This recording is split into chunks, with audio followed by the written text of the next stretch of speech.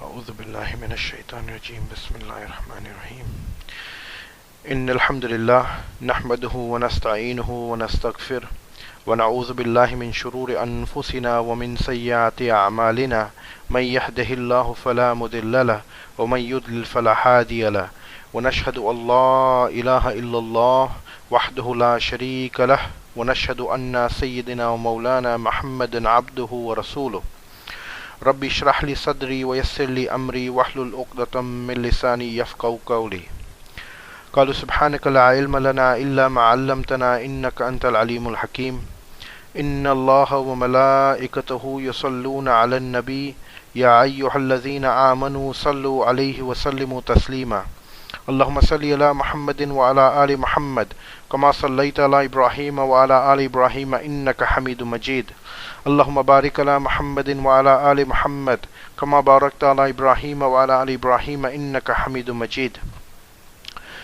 قال سبحانه وتعالى يا أيها الذين آمنوا اجتنبوا كثيرا من الظن إن بعد الظن إثم ولا تجسسوا ولا يغتب بعضكم بعضا أن يحب أحدكم أن يأكل لحم أخيه ميتا فكرهتموه واتقوا الله إن الله تواب رحيم قال النبي صلى الله عليه وسلم إن من أربى الربا أن استطال في أرض المسلم بغير حق قال النبي صلى الله عليه وسلم إن العبد ليتكلم بكلمة من سخط الله قال النبي صلى الله عليه وسلم إن العبد ليتكلم بكلمة من رضوان الله قال النبي صلى الله عليه وسلم من ذب عن عرض أخيه بالغيبة كان حقا على الله أن يؤتكه من النار أو كما قال رسول الله صلى الله عليه وسلم میرے محترم بھائیوں، میرے دوستوں، السلام علیکم ورحمۃ اللہ وبرکاتہ۔ سب سے پہلے میں اللہ سبحانہ و تعالیٰ کا شکر ادا کرتا ہوں کہ آج اللہ سبحانہ و تعالیٰ نے ہمیں یہ موقع دیا ہے، اور آپ لوگ کا بھی شکر ادا کرتا ہوں کہ آپ لوگ نے یہاں دین کی بات سننے کے لیے آئے ہیں، اور آپ کا کام چھوڑ کے، آپ کا آرام چھوڑ کے اور اللہ کے راستے میں آپ کا وقت دے رہے ہیں۔ اللہ سبحانہ و تعالیٰ آپ کی حاضری قبول فرمائے۔ میں دعا کرتا ہوں اللہ سبحانہ و تعالیٰ سے کہ اللہ مجھے سچ بولنے کی توفیق عطا فرمائے، آپ حضرات کو سننے کی، سمجھنے کی اور ہم سب کو عمل کرنے کی توفیق عطا فرمائے۔ آج کی ٹاپک اس طرح کی ہے کہ ایک گناہ کے بارے میں۔ یہ گناہ اس طرح کا گناہ ہے کہ آپ سمجھ لیجئے، پہلے تو یہ کہ مجھے یقین ہے آپ حضرات میں سے کسی نے انشاءاللہ کبھی شراب نہیں پیا، چرس اور ڈرگز نہیں لیا، زنا بھی نہیں کیا، اور اگر خدا نخواستہ یہ گناہ آپ سے بھی کبھی ہوا ہو تو آپ نے یہ بری عادت چھوڑ دیا ہوگا۔ یہ بڑے گناہ کو جو میں نے ابھی بتایا اسے بچنے کے بعد بھی اللہ سبحانہ و تعالیٰ کے سامنے ہم سب بڑے مجرم ہیں، بڑے گنہگار ہیں، نشہ اور زنا کرنے سے بھی بڑا گناہ کیا ہے اور کر رہے ہیں، اور یہاں تک مجھے یقین ہے کہ ہم نے یہ گناہ کی کبھی توبہ بھی نہیں کیا۔ شاید ہمیں معلوم بھی نہیں ہے کہ جو ہم کر رہے ہیں وہ ایک گناہ تو ہے، لیکن کتنا بڑا گناہ ہے۔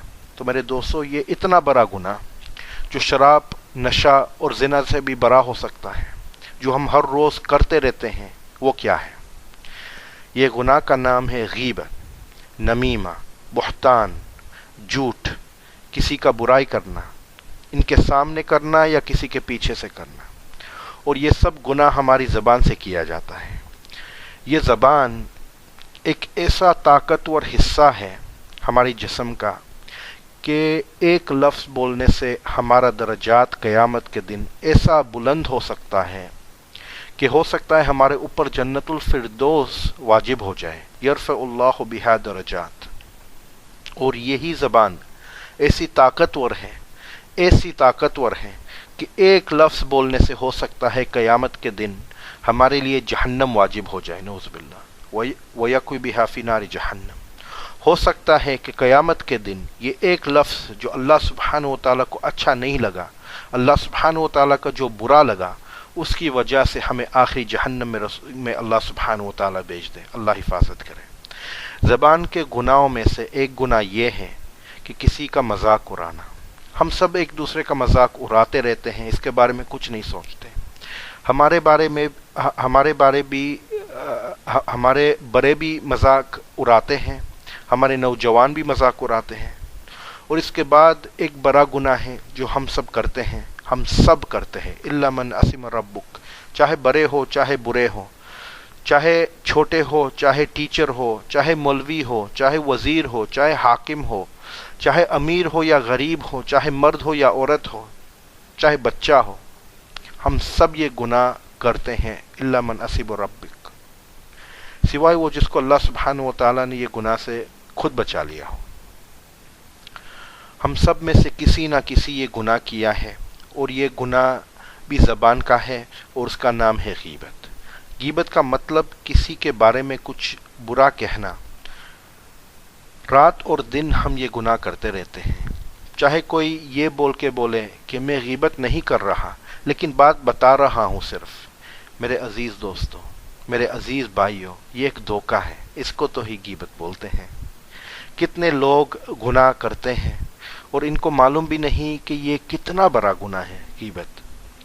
میں نے سنا ہے مسجدوں میں بیٹھ کے نماز کے انتظار میں ایک دوسرے کے ساتھ لوگ غیبت میں مصروف رہتے ہیں، مسجد میں، اللہ کے گھر میں۔ مسجد تو چلو اچھی بات نہیں، بری بات ہے۔ میں نے حج میں دیکھا ہے، میں نے سنا ہے میرے کانوں سے، مکہ اور مدینہ کی مسجدوں میں، حرمین الشریفین میں بیٹھ کر کسی کی برائی کرنا، چاہے گروپ والے کو کر رہے ہیں، یا تو کوئی حاجی کا، یا تو کوئی سعودی آفیشل کا، کوئی فلان حاجی اس طرح کیا، وہ اس طرح ہے، وہ اس طرح ہے۔ اللہ کے گھر میں بیٹھ کر اللہ سبحانہ و تعالیٰ کے مہمانوں کی برائی کرنا، یہ گناہ ہم دن بدن کرتے رہتے ہیں۔ اور اس سے بھی بڑا گناہ ہماری غیبت کو چھپانے کے لیے سچ کا سہارا لیتے ہیں۔ ہم غیبت اس طرح شروع کرتے ہیں، اتنا ہوشیار ہے کہ پہلے ہم یہ بولتے ہیں میں غیبت نہیں کرتا۔ کتنی دفعہ آپ نے سنا ہوگا لوگ بولتے ہیں کہ میں غیبت نہیں کر رہا، صرف بتا رہا ہوں۔ کسی کے بارے میں سچ بولنے سے تو ہی غیبت ہوتی ہے، اگر جھوٹ ہے تو بہتان ہے۔ کسی کے اوپر کسی چیز کا الزام لگانا، اس کو بہتان بولتے ہیں۔ ہم بتاتے ہیں کہ ہم نے یہ برائی فلان آدمی یا فلان عورت میں دیکھا ہے، ہم نے خود دیکھا ہے ہماری آنکھوں سے، یہ ہم خود سنا ہے ہمارے کانوں سے، اور ہم صرف ان کے پیچھے سے بات نہیں کرتے، ہم ان کے منہ پہ بھی یہ بات کرنے کے لیے تیار ہو جاتے ہیں، اور ہم یہ بھی کہتے ہیں کہ کتنی دفعہ میں نے ان کے منہ پہ یہ بات کر چکا ہوں۔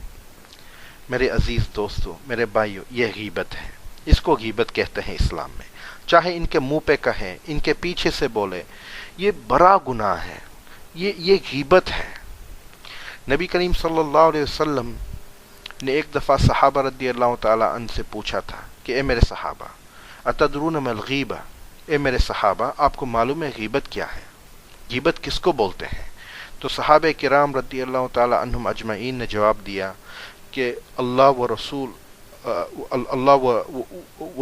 عالم، مطلب کہ اللہ اور اللہ کے رسول بہتر جانتے ہیں۔ تو رسول صلی اللہ علیہ وسلم نے فرمایا ذکر کا اخاک بما یکرہ، کہ آپ کے بھائی کے بارے میں کوئی بھی بات کرنا جو ان کو اچھا نہ لگے، جس بات سے ان کو دکھ ہو، جس بات سے وہ ناراض ہو جائے، وہ غیبت ہے، چاہے ان کے سامنے آپ یہ بات کریں یا ان کے پیچھے سے کریں۔ تو صحابہ رضی اللہ تعالی اجمعین نے پوچھا رسول صلی اللہ علیہ وسلم سے کہ یا رسول اللہ صلی اللہ علیہ وسلم، یا رأیت ان کان فی اخیہ ما اقول، کہ اگر جو میں بات بتا رہا ہوں یہ صفت اگر میرے بھائی میں ہے، کیا تب بھی یہ گناہ ہے؟ تب بھی اس کو غیبت کہتے ہیں؟ تو رسول صلی اللہ علیہ وسلم نے جواب دیا ان کان فیہ اخیہ ما اقول فقد اکتبتہ وان لم یکن فیہ فقد بہتہ، یہ بات آپ نے جو کی ہے آپ کے بھائی کے بارے میں، اگر یہ صفت ان کے اندر ہے، اگر آپ نے سچ بولا ہے تو اس کو ہی غیبت بولتے ہیں۔ اور اگر یہ صفت آپ کے بھائی کے اندر نہیں ہے، اگر آپ کا بھائی یہ چیز سے پاک ہے، تو غیبت سے بھی بڑا گناہ آپ نے کیا ہے، آپ نے بہتان کا گناہ کیا ہے، کسی کے اوپر الزام لگانا۔ نبی کریم صلی اللہ علیہ وسلم کو غیبت سے اتنی نفرت تھی کہ ایک موقع پہ رسول اللہ صلی اللہ علیہ وسلم سفر پہ جا رہے تھے امہات المؤمنین کے ساتھ، ازواج مطہرہ کے ساتھ، صفیہ رضی اللہ تعالی عنہا کا اونٹ بیمار ہو گیا، اور زینب کے پاس ایک اضافی اونٹ تھا، ایک ایکسٹرا اونٹ تھا. تو نبی کریم صلی اللہ علیہ وسلم نے زینب سے کہا کہ آتنا بعیر، کہ ایک اونٹ جو آپ کے پاس اضافی ہے وہ سیدہ صفیہ کو دے دیجیے. تو سیدنا زینب رضی اللہ تعالی عنہا نے رسول اللہ صلی اللہ علیہ وسلم کو جواب دیا، انا اوتی تلک الیہودیہ، میرا اونٹ میں یہ یہودیہ کو دوں؟ اور ہماری ماں سیدہ صفیہ رضی اللہ تعالی عنہا کی نسل حقیقت میں یہودیوں میں سے تھی، بلکہ سیدنا موسیٰ اور ہارون علیہ السلام کی نسل میں سے تھے وہ. اس کے باوجود انہوں نے جھوٹ نہیں بولا، اس کے باوجود رسول صلی اللہ علیہ وسلم کو سیدہ زینب کا بول اتنا برا لگا کہ رسول اللہ صلی اللہ علیہ وسلم سیدہ زینب رضی اللہ تعالی عنہا سے 2 مہینے تک بات نہیں کیا.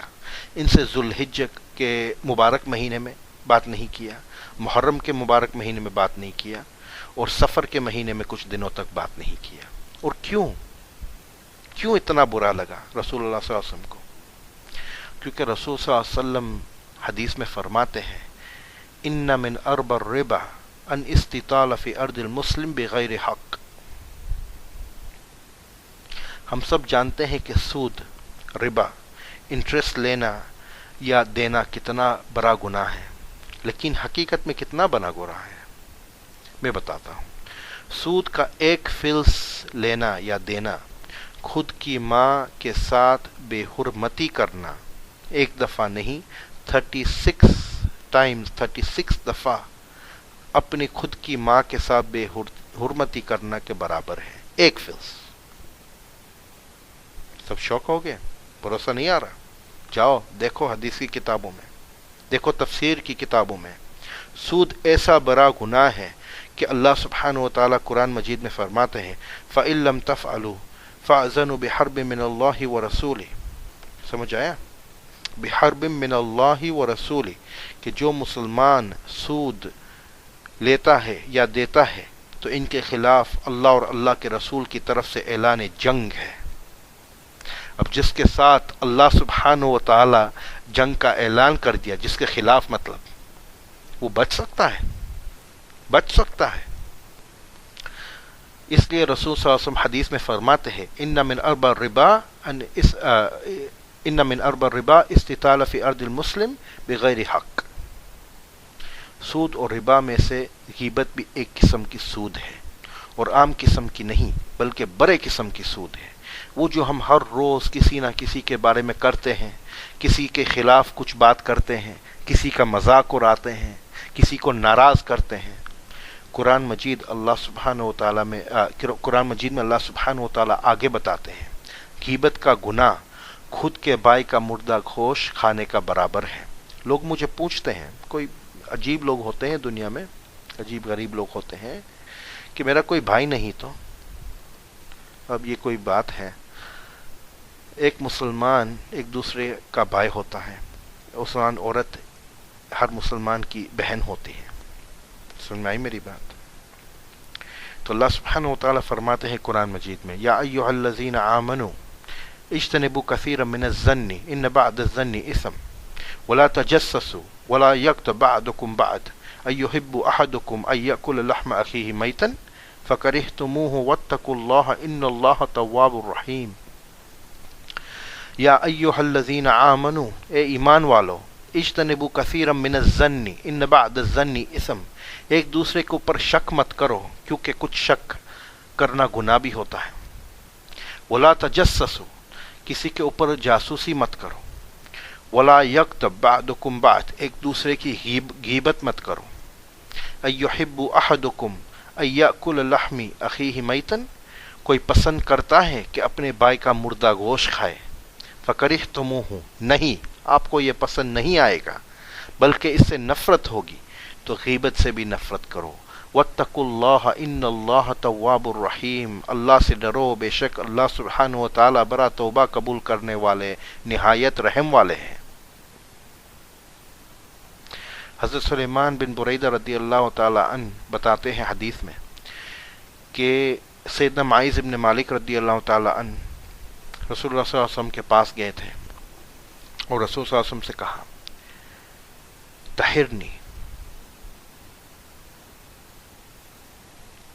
तो मतलब कि मुझे या रसूल सल्लल्लाहु अलैहि वसल्लम मुझे पाक कर दो, मुझे साफ कर दो, मुझे ये मैंने गुनाह किया है, ये गुनाह से मुझे पाक कर दो। तो रसूल सल्लल्लाहु अलैहि वसल्लम ने जवाब दिया, वही हक इरजी फस्तगफिरुल्लाह व अतूबु इलैह, अफसोस है तुम पर, जाओ अल्लाह के पास लौटो, माफ़ी मांगो अल्लाह से, तौबा करो ताकि अल्लाह सुब्हानहु व तआला तुम्हें माफ़ कर दे। हदीस में आता है फर्ज गैर बईद थुम्मा जा, सैयदना माइज़ इब्न मालिक रदियल्लाहु ताला अन वहाँ से हट गए, कुछ कदम आगे चले और दिल में बहुत पछतावा हुआ। उनके दिल में अपने आप से कराहियत पैदा हुई, जिसकी वजह से सैयदना माइज़ इब्न मालिक रदियल्लाहु ताला अन ये गुनाह से जी नहीं सकते, इनको बेचैनी हो रही थी। तो कुछ कदम आगे बढ़कर फिर वापस लौटे, रसूलुल्लाह सल्लल्लाहु अलैहि वसल्लम के पास वापस गए और कहा तहिरनी, या रसूलुल्लाह सल्लल्लाहु अलैहि वसल्लम तहिरनी, मुझे मालूम है कि ये गुनाह की सज़ा सज़ाए मौत है, रजम है सज़ा, मतलब कि पत्थरों के ज़रिए मौत, लेकिन मुझे साफ़ कर दो, मुझे पाक कर दो ये गुनाह से। तो रसूल सल्लल्लाहु अलैहि वसल्लम ने वापस इनको जवाब दिया, वही हक इरजी फस्तगफिरुल्लाह व अतूबु इलैह, माइज़ अफसोस है तुम पर, जाओ अल्लाह के पास लौटो, माफ़ी मांगो अल्लाह सुब्हानहु व तआला से, तौबा करो ताकि अल्लाह सुब्हानहु व तआला तुम्हें माफ़ कर दे। तो इसी तरह सैयदना माइज़ इब्न मालिक रदियल्लाहु ताला ने तीसरी दफ़ा आए और इसी तरह जवाब मिला। फिर चौथी दफ़ा आए रसूल सल्लल्लाहु अलैहि वसल्लम के पास, या रसूलुल्लाह सल्लल्लाहु अलैहि वसल्लम तहिरनी, मुझे पाक कर दो। तो इस दफ़ा रसूल सल्लल्लाहु अलैहि वसल्लम ने पूछा कि ओ माइज़ फिमा उताहिरुक, कि ओ माइज़ मैं किस चीज़ से तुम्हें पाक करूँ, क्या किया है आपने? तो सैयदना माइज़ इब्न मालिक रदियल्लाहु ताला ने जवाब दिया, मिन ज़िना, या रसूल सल्लल्लाहु अलैहि वसल्लम मैंने ज़िना का गुनाह किया है, मुझे इस गुनाह से पाक कर दो, मैंने ज़िना किया है। तो रसूल सल्लल्लाहु अलैहि वसल्लम ने सहाबा रदियल्लाहु ताला अन्हुम अजमईन के तरफ देखे और पूछा, अभी ही जुनून, क्या ये पागल हो गया है? इनको मालूम नहीं है कि ये क्या मांग रहा है, क्या बोल रहा है, क्या कह रहा है। तो सहाबा रदियल्लाहु ताला अजमईन ने जवाब दिया कि या रसूल सल्लल्लाहु अलैहि वसल्लम अन्नहु लैसा बिमजनून, कि सैयदना माइज़ इब्न मालिक रदियल्लाहु ताला पागल नहीं है। तो फिर रसूल सल्लल्लाहु अलैहि वसल्लम ने सहाबा से पूछा, अशरिब खम्र, क्या माइज़ ने नशा लिया है, शराब पिया है? तो एक सहाबी खड़े होकर सैयदना माइज़ की तरफ गए, उनको चेक किया, सूंघा के शराब की बदबू तो आ रही है, फलम यजिद मिन्हु रिह खमर, शराब की कोई बदबू नहीं आ रही सैयदना माइज़ से। तो रसूल सल्लल्लाहु अलैहि वसल्लम ने सैयदना माइज़ से पूछा, अज़नैता, कि ओ माइज़ हकीकत में तुमने ज़िना किया है, हकीकत में तुमने ये गुनाह किया है? तो सैयदना माइज़ इब्न मालिक रदियल्लाहु ताला अन्हु ने जवाब दिया, नाम या रसूलुल्लाह सल्लल्लाहु अलैहि वसल्लम। तो अल्लाह सुब्हानहु व तआला के कानून पे अमल करने का हुक्म दिया गया और रजम के ज़रिए, स्टोनिंग के ज़रिए सज़ाए मौत का हुक्म दिया गया। तो सैयदना माइज़ इब्न मालिक रदियल्लाहु ताला अन्हु को सहाबा ने एक जगह पे ले गए, वो जगह का नाम था हर्रा, और वहाँ सैयदना माइज़ इब्न मालिक रदियल्लाहु ताला अन्हु को रजम करना मतलब पत्थर मारना शुरू कर दिया।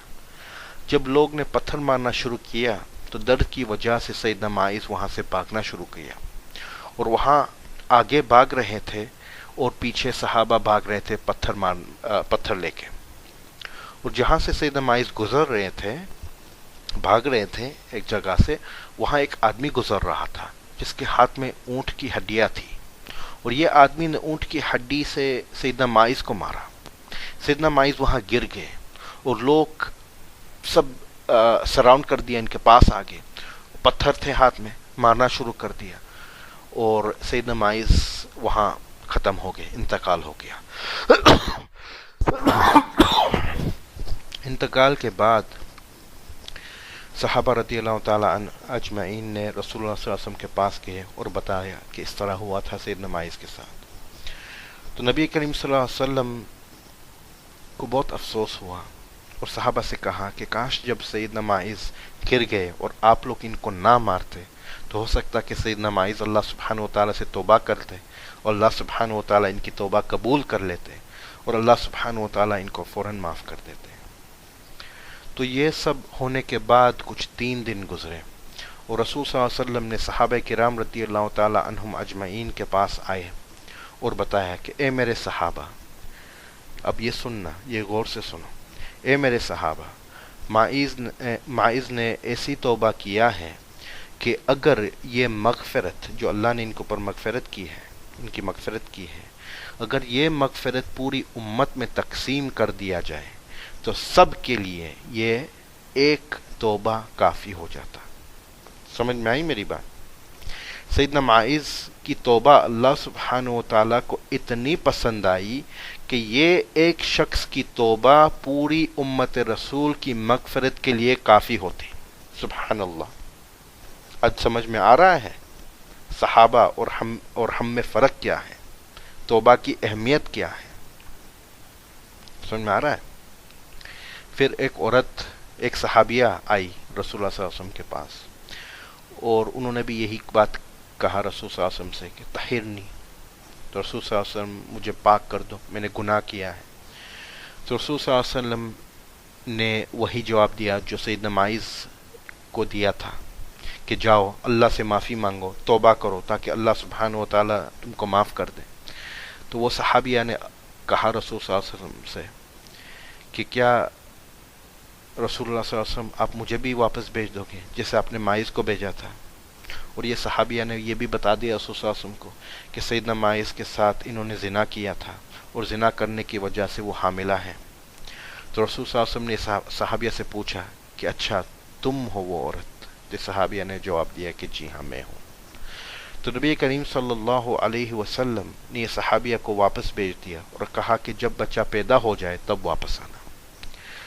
کچھ وقت گزرنے کے بعد، کچھ مہینے گزرنے کے بعد یہ صحابیہ بچے کو لے کے واپس آئی تو نبی کریم صلی اللہ علیہ وسلم کے پاس، اور رسول صلی اللہ علیہ وسلم یہ بچے کو دیکھ کے کہا صحابیہ سے کہ واپس جاؤ اور بچے کو دودھ پلاؤ، اور بچے کو پالو، اور جب بچے کو آپ کی کوئی ضرورت نہ ہو تب واپس آنا۔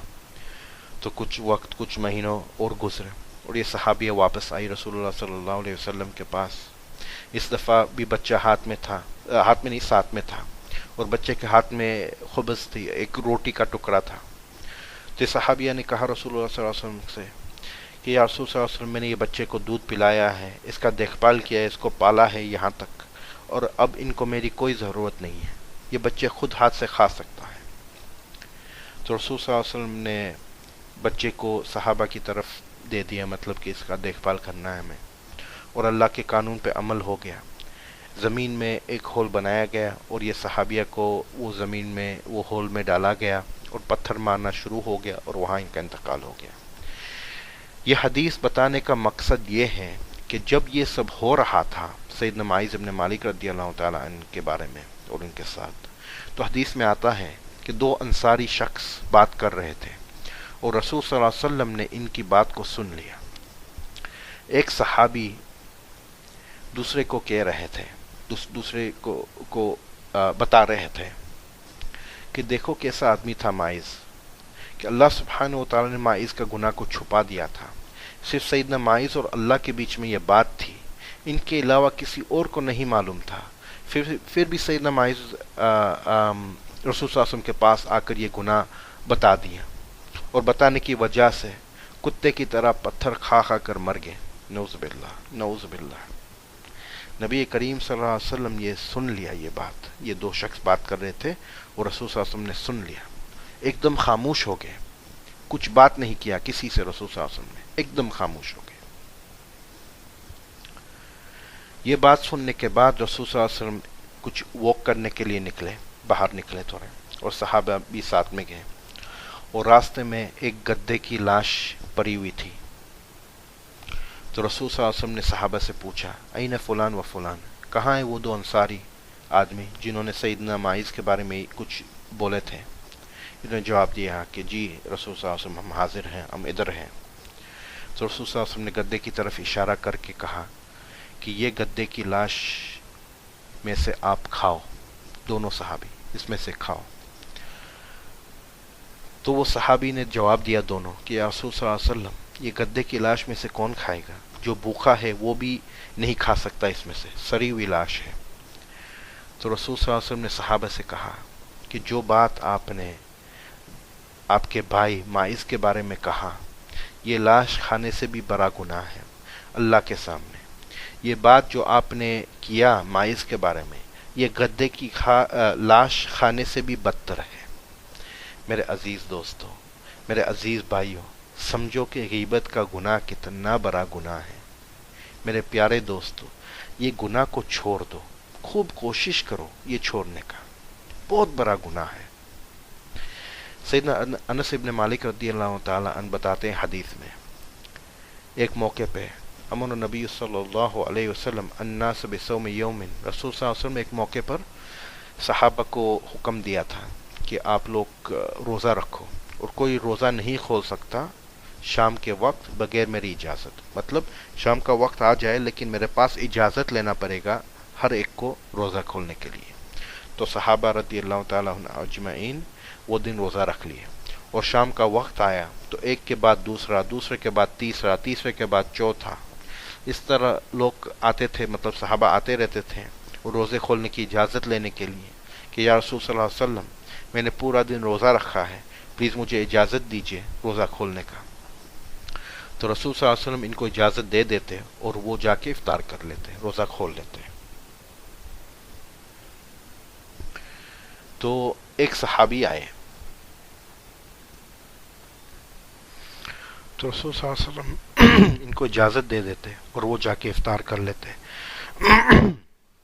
پھر ایک صحابی آئے اور کہا کہ یا رسول اللہ صلی اللہ علیہ وسلم وہاں دو عورتیں ہیں جنہوں نے بھی پورا دن روزہ رکھا ہے اور وہ بھی چاہتے ہیں کہ دوسرے لوگ کی طرح وہ روزہ کھولے، اگر آپ اجازت دیتے تو بہت شکر گزار ہوں گے۔ تو نبی کریم صلی اللہ علیہ وسلم نے اپنا مبارک چہرہ پھیر دیا۔ پھر تھوڑا وقت گزرا تو وہ صحابی واپس آئے اور واپس عرض کیا کہ یا رسول اللہ صلی اللہ علیہ وسلم وہاں دو عورتیں ہیں جنہوں نے بھی پورا دن روزہ رکھا ہے اور وہ بھی چاہتے ہیں کہ دوسرے لوگ کی طرح وہ روزہ کھولے، اگر آپ اجازت دے تو بہت شکر گزار ہوں گے۔ تو نبی کریم صلی اللہ علیہ وسلم نے واپس اپنا مبارک چہرہ پھیر دیے۔ پھر یہ آدمی تیسری دفعہ آیا اور وہی درخواست کیا، تو تیسری دفعہ رسول اللہ صلی اللہ علیہ وسلم نے مبارک چہرہ پھیر دیے۔ اور یہاں اندازہ لگاؤ کہ جب دو جہاں کے سردار، فخر دو عالم، رحمت دو عالم، حبیب اللہ جناب محمد مصطفیٰ صلی اللہ علیہ وآلہ وصحبہ وسلم چہرے پھیر دیے تو کتنی بڑی بات ہوگی۔ اور یہ ایک دفعہ نہیں، تین دفعہ رسول اللہ صلی اللہ علیہ وسلم نے چہرے پھیر دیے۔ اگر خدا نہ خاص اگر قیامت کے دن ہمارے یہ گناہ کی وجہ سے رسول اللہ صلی اللہ علیہ وسلم نے ہم سے چہرے پھیر دیے تو ہماری کیا حالت ہوگا، ہمارا کیا حالت ہوگا۔ اللہ پاک ہماری حفاظت فرمائے۔ تو وہ صحابی چوتھی دفعہ آئے اور چوتھی دفعہ آ کے وہی درخواست کیا رسول اللہ صلی اللہ علیہ وسلم سے کہ وہاں دو عورتیں ہیں جس نے روزہ رکھا ہے، تو آپ ان کو اجازت دیں گے روزہ کھولنے کے لیے؟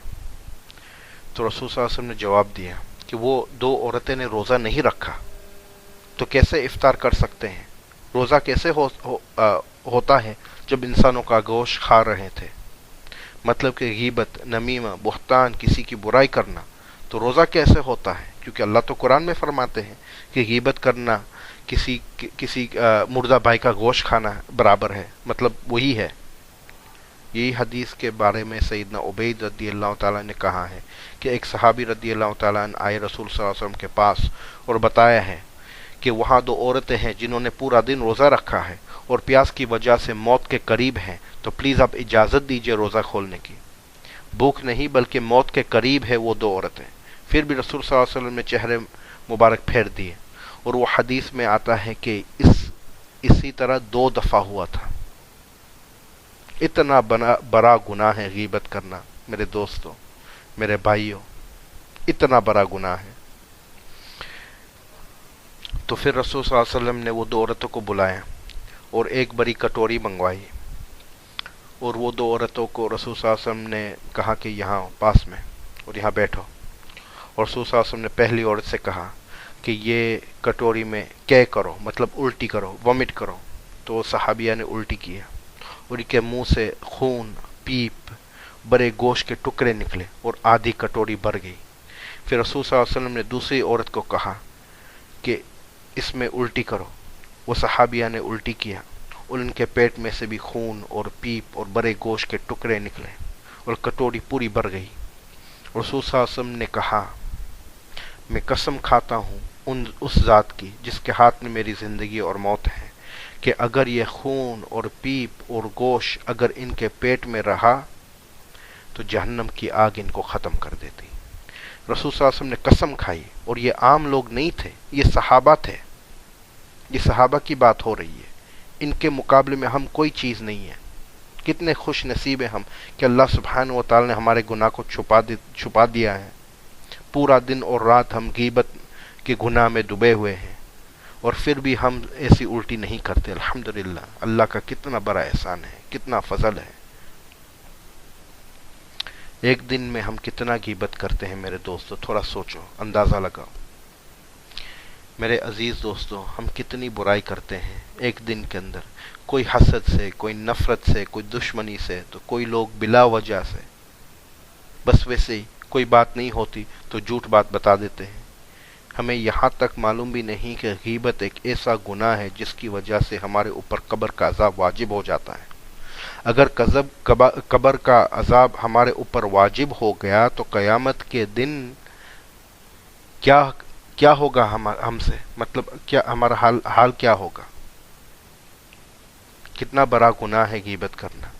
रसूल सल्लल्लाहु अलैहि वसल्लम ने आम तौर पर जिक्र किया है कि 3 वजूहात हैं जिसकी वजह से कोई शख्स को कब्र का अज़ाब मिलता है, और ये 3 चीज़ों में से गीबत एक वजह है।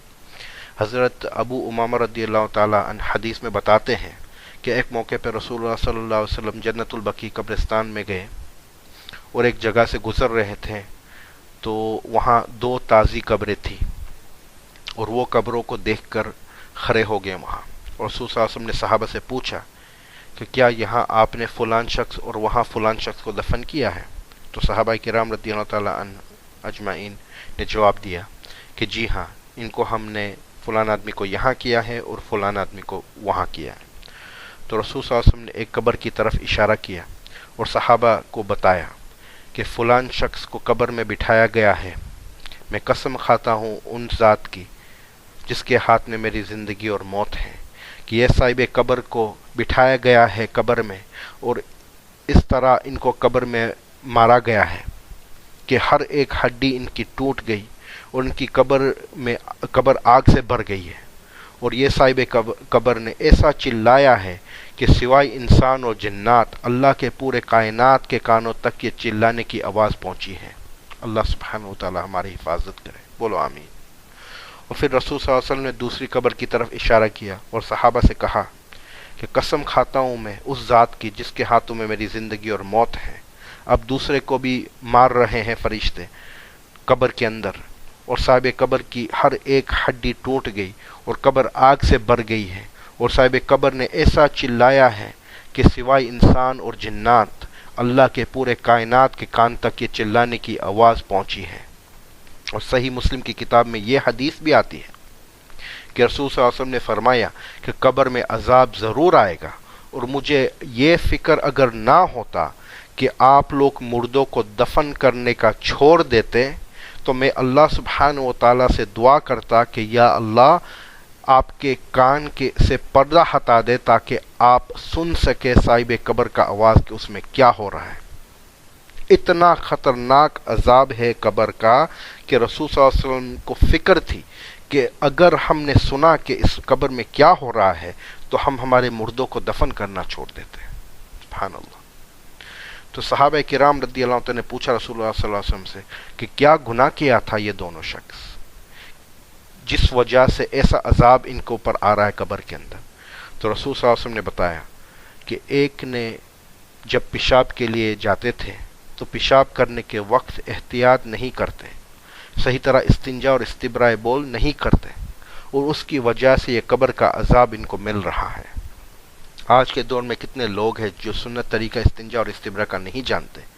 वो लोग जो नहीं जानते कि सही तरह इस्तिंजा और इस्तिब्रा ना करने से कितना बड़ा अजाब मिलेगा कब्र में, کیونکہ وہ ناپاک حالت میں سب کچھ کرتے ہیں، مسجدوں میں داخل ہوتے ہیں، نماز پڑھتے ہیں، قرآن شریف کو ہاتھ لگاتے ہیں، یہاں سے وہاں ہوتے ہیں۔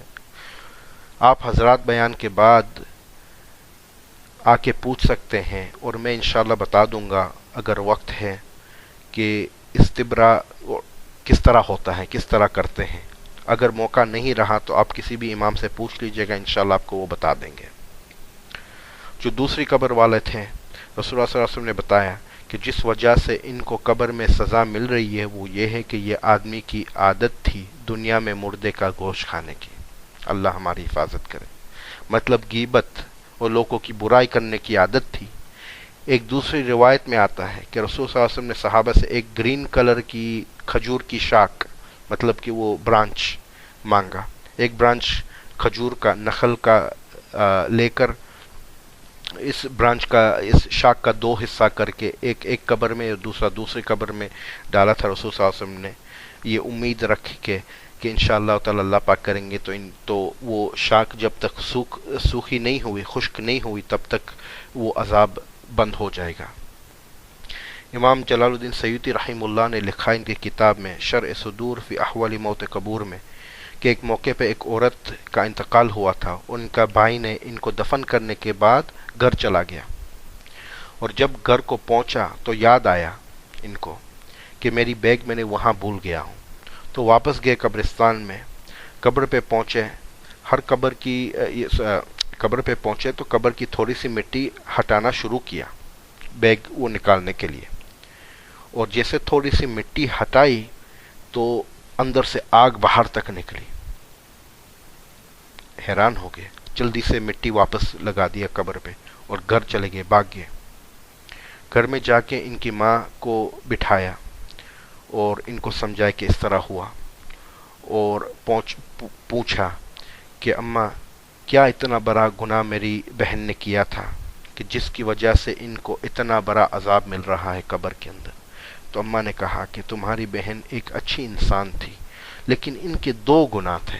ایک تو یہ کہ نماز وہ دیر سے پڑھتی، یعنی قضا دیر سے پڑھتی، ٹھیک ہے، سست نماز کی، سست، اور ان کی عادت تھی غیبت اور بہتان کرنے کی، لوگوں کی بری بات کرنے کی عادت تھی ان کی، اور ممکن ہے کہ یہ عذاب غیبت اور بہتان کی وجہ سے ہو رہا ہے۔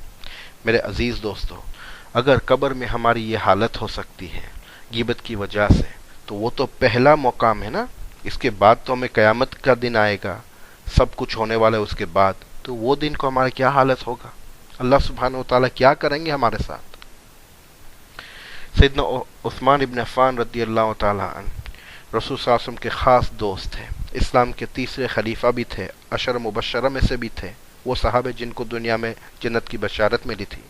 اتنے بڑے اور مخلص صحابہ جب بھی جہنم کا ذکر آتا تو خاموشی سے سنتے، لیکن جب بھی قبر کا عذاب کا ذکر آتا تو ایسے روتے کہ ان کی داڑھی آنسو سے ایک دم گیلی ہو جاتی اور زمین پہ بھی آنسو کا پانی نظر آ جاتا۔ ایک دن کچھ صحابہ نے پوچھا سیدنا عمر رضی اللہ تعالیٰ عنہ سے، یا سیدنا عثمان رضی اللہ تعالیٰ عنہ سے، کہ ایسا کیوں ہے کہ جب بھی جہنم کا ذکر آتا ہے تو آپ خاموش رہتے ہیں، اور جب قبر کا ذکر آتا ہے تو آپ بے حساب روتے ہیں؟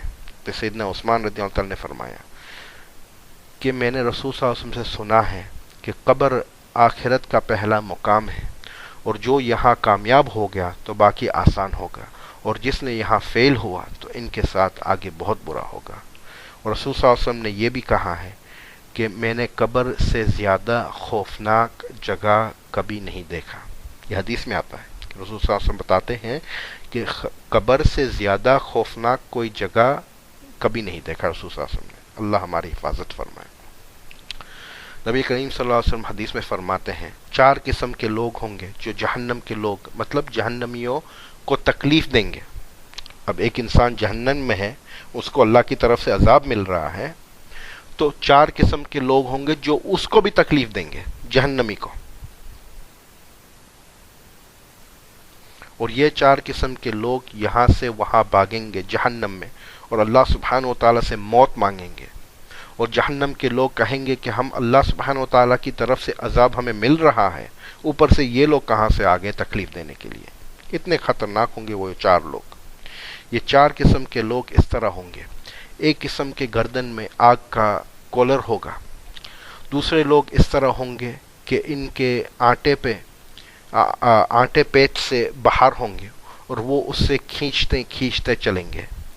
تیسری قسم کے لوگ ایسے ہوں گے کہ ان کے چہرے سے خون اور پیپ نکل رہا ہوگا. اور چوتھے قسم کے لوگ ایسے ہوں گے کہ خود کا اپنا گوشت کھا رہے ہوں گے، اپنے جسم کا حصہ. اور یہ چوتھا قسم کا انسان وہ ہوگا جو دنیا میں غیبت کر رہا تھا، جو دنیا میں لوگوں کی برائی کر رہا تھا.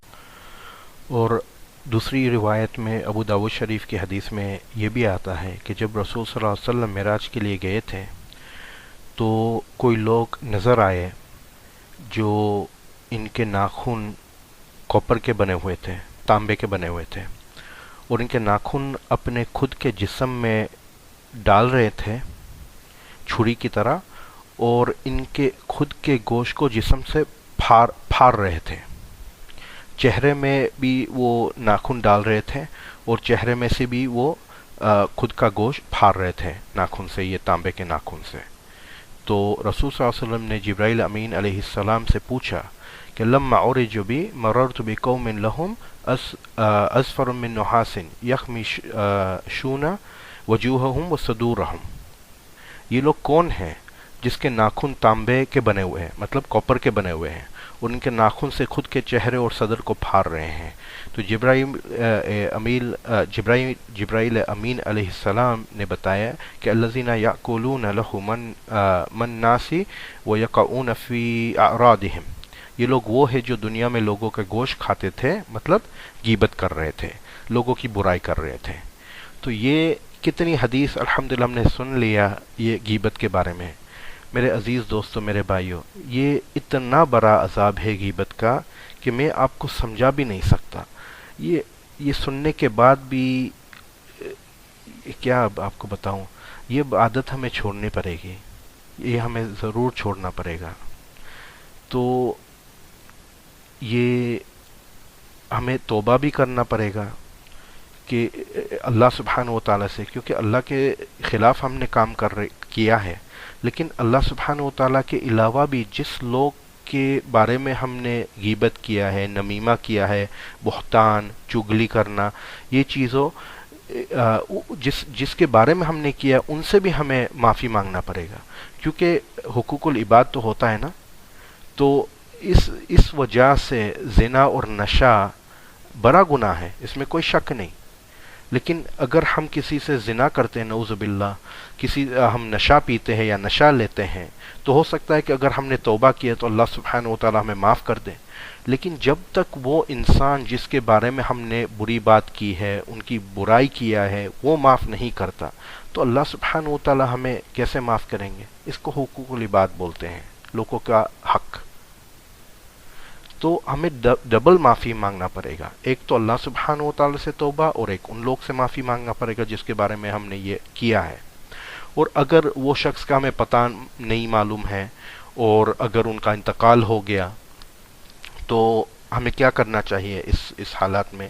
کہ وہ شخص کے لیے مغفرت کی دعا کریں، خاص طور پہ کہ اللہ ان کو معاف کرے، ان کی مغفرت کرے، جنت ان کو نصیب کرے اللہ پاک. اور اگر وہ شخص مسلمان نہیں ہے تو ان کے لیے ہدایت کی دعا کرو کہ اللہ سبحانہ و تعالیٰ ان کو ایمان سے نوازے. پھر اللہ سبحانہ و تعالیٰ سے بھی دعا کرنا ہے کہ اللہ ہمیں معاف کرے اور اس عادت کو چھوڑنے کی توفیق عطا فرمائے. اگر ہم اس طرح نہیں کریں گے تو ہو سکتا ہے کہ قیامت کے دن یہ غیبت کا گناہ ہمارے سارے اچھے نیک کام کو اور ثواب کو کھا جائے. نبی کریم صلی اللہ علیہ وسلم نے ایک دفعہ صحابہ سے پوچھا کہ میرے صحابہ، آپ کو معلوم ہے کہ مفلس کون ہوتا ہے؟ مفلس کیا ہے؟ اب مفلس تو عربی لفظ ہے. تو صحابہ نے جواب دیا کہ مفلس اس طرح ہوتا ہے، مطلب دنیا کے حساب سے انہوں نے جواب دیا کہ جس کے پاس کچھ نہیں ہوتا، نہ ایک فل، نہ ایک درم، نہ ایک روپیہ، نہ ایک پاؤنڈ، ایک ڈالر، نہ کچھ مکان، کچھ نہیں، وہ بیچارہ کچھ نہیں ہوتا ان کے پاس. تو رسول صلی اللہ علیہ وسلم نے سمجھایا صحابہ کو کہ میری امت میں مطلب کہ رسول صلی اللہ علیہ وسلم کی امت میں مسلمانوں میں سے مفلس وہ نہیں ہوتا جس کے پاس کچھ نہیں ہوتا دنیا میں. مفلس وہ ہوتا ہے جو قیامت کے دن آئے گا جس کے پاس اتنی بڑی بڑی پہاڑ ہوں گے ثواب کا، جیسے کہ روزہ، زکوٰۃ، حج، عمرہ، تہجد، مختلف قسم کی بڑی بڑی عبادتیں ہوں گے ان کے نامہ اعمال میں. جیسے انسان کھڑا ہوگا یہ ثواب لے کے، تو آپ سمجھ لیجئے پوری زندگی انہوں نے اللہ کی عبادت میں نکالی ہے، پوری زندگی، اور قیامت کے دن آیا تو وہ زندہ ہو گیا، اللہ نے ان کو زندہ کر دیا. اب یہ اللہ کی عدالت میں آ گیا، وہاں کھڑا ہو گیا، اب سوچتا ہے سمجھتا ہے کہ میرے پاس تو اتنے بڑے بڑے وہ عمل ہیں اور اتنا زیادہ ثواب ہیں، تو میں تو جنت میں ہی جاؤں گا.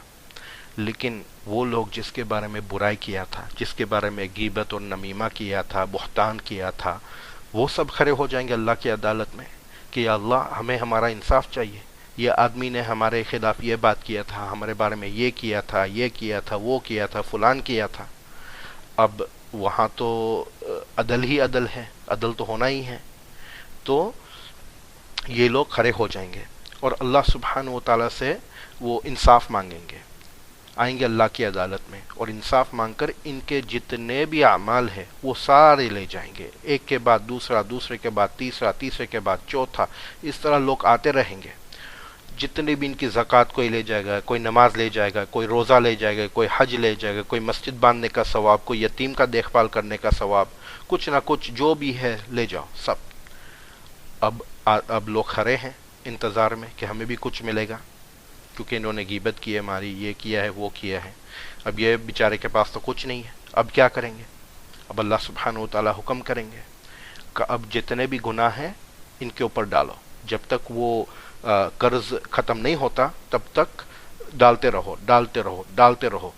آخر میں اس طرح ہوگا کہ ان کے پاس کوئی ایک ثواب نہیں رہے گا، بلکہ اتنے گناہ ہوں گے، اتنے گناہ ہوں گے کہ آپ حیران ہو جائیں گے، حد سے زیادہ. پھر اللہ سبحانہ و تعالی حکم کریں گے کہ ان کو جہنم میں ڈال دو، بات ختم. اللہ پاک ہماری حفاظت کرے. ایک موقع پہ حسن بصری رحمہ اللہ کے پاس خبر پہنچی کہ فلان آدمی آپ کے بارے میں یہ بول رہا ہے، مطلب بری بات کر رہا ہے، غیبت کر رہا ہے آپ کے بارے میں. تو حسن بصری رحمہ اللہ نے وہ آدمی کے پاس ایک بڑی ٹرے کھجور کا بھیجا اور ساتھ میں ایک خط لکھا تھا. حسن بصری رحمہ اللہ، وہ خط میں اس طرح لکھا ہوا تھا کہ میں سنا ہے کہ آپ مجھے آپ کا ثواب بھیج رہے ہیں، آپ کے اچھے اعمال آپ مجھے بیچ رہے ہیں، تو اس کے بدلے میں آپ کے لیے یہ چھوٹا سا تحفہ میں بھیج رہا ہوں، یہ ہدیہ بھیج رہا ہوں آپ کے لیے. معاف کیجئے کہ اتنے زیادہ اور بڑے ثواب آپ مجھے دے رہے ہیں آپ کی طرف سے، اور میں صرف آپ کو یہ ایک کھجور کا ٹرے بیچ رہا ہوں. ایسی بات، ایسا خط انہوں نے بھیجا. دیکھو کتنی حکمت اللہ والے لوگ تھے، کتنی حکمت ماشاءاللہ. اب یہ ٹرانزیکشن تو ہو گیا، یہ ایک وہ کیا بولتے اردو میں، جیسے آپ مجھے کچھ دو میں آپ کو کچھ دوں، بات ختم. تو یہ تو ہو گیا نا کاروبار جیسا. اب یہ ڈیل ہو گئی، ختم بات. اللہ کے سامنے اب جائیں گے تب کیا ہوگا. یہ اللہ والے لوگ تھے، کتنی حکمت تھی ماشاءاللہ. مجھے ایک بات یاد آئی، ایک وقت میں بڑے ولی اللہ گزرے، ان کا نام تھا ابراہیم ابن ادہام رحم اللہ، بہت بڑے ولی اللہ تھے ماشاءاللہ. ایک موقع پہ کسی نے ان کو کھانے کی دعوت دی تھی، اور جب کھانے کے لیے بیٹھے تو کسی نے پوچھا کہ فلان شخص کہاں ہے.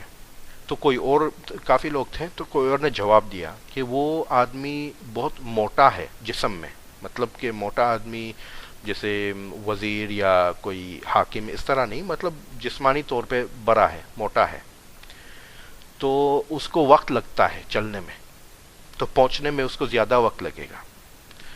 اب یہ شاید کوئی خراب بات نہیں ہوئی کیونکہ وہ حقیقت میں موٹا ہوگا، حقیقت میں اس کو وقت لگتا ہے پہنچنے میں، لیکن شاید وہ سن لیتا ہے، اس کو اچھا نہیں لگتا، ایک قسم کی غیبت ہو گئی، بلکہ غیبت ہی ہے.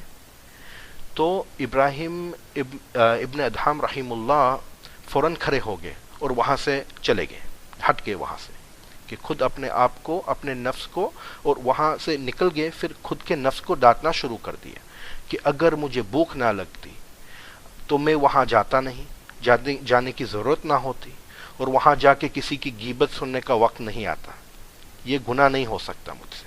اب حقیقت میں ان کا کوئی گناہ نہیں تھا، وہ تو جا کے بیٹھ گئے دعوت میں کسی نے بلایا تھا، اور اسلام میں بھی ہے، حدیث میں ہے کہ دعوت پہ جانا چاہیے، تو انہوں نے تو ان کا فرض ادا کیا، پہنچ گئے دعوت میں۔ اب ان کو تھوڑی معلوم تھا کہ یہ ہونے والا ہے، تو ان کا تو کوئی قصور نہیں، لیکن دیکھو ان کو سبحان اللہ، یہ اللہ والے لوگ کہ خود کو ڈانٹنا شروع کر دیں۔ اب آگے سنو میرے بھائیوں، آگے سنو، میں بتاتا ہوں۔ وہ دن سے کل 20 دن تک ابراہیم ابن ادھام رحم اللہ نے کچھ کھانا نہیں کھایا، 20 دن تک، خود اپنے آپ کو سزا دیا۔ وہ ایک بات غیبت سننے کی وجہ سے 20 دن تک بھوکے رہے۔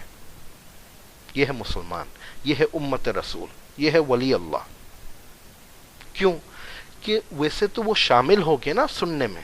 اگر میں مثال طور پہ بیٹھا ہوں کسی لوگ کے ساتھ، وہ غیبت شروع کر دی، میں بولوں ایکسکیوز می، مجھے نہیں سننا ہے آپ کی بات، یہ حرام ہے، یہ غلط ہے، یہ غیبت ہے، چاہے ان کو اچھا لگے برا لگے، اچھی طرح سے بھی ان کو سمجھا سکتے ہیں یہ غیبت ہے، گناہ ہے، اللہ ناراض ہو جائیں گے، اور اگر وہ سٹاپ نہیں ہوتے تو آپ ہٹ جاؤ۔ ضروری نہیں کہ آپ بیٹھ کے سنو پوری بات، میرا کوئی قصور، میں نے تو کچھ نہیں بولا، لیکن آپ سننے والے ہوتے ہیں تبھی تو وہ بات کر سکتا ہے نا۔ اگر اس کو روک نہیں سکتے تو آپ ہٹ جاؤ، خود بخود سٹاپ ہو جائیں گے۔ تھوڑا اکیلا خود کے ساتھ بات کرے گا، غیبت کرے گا، اگر کرے گا تو اس کے اور اللہ کے بیچ میں ہے۔ تو یہ ہے، اس طرح ہے۔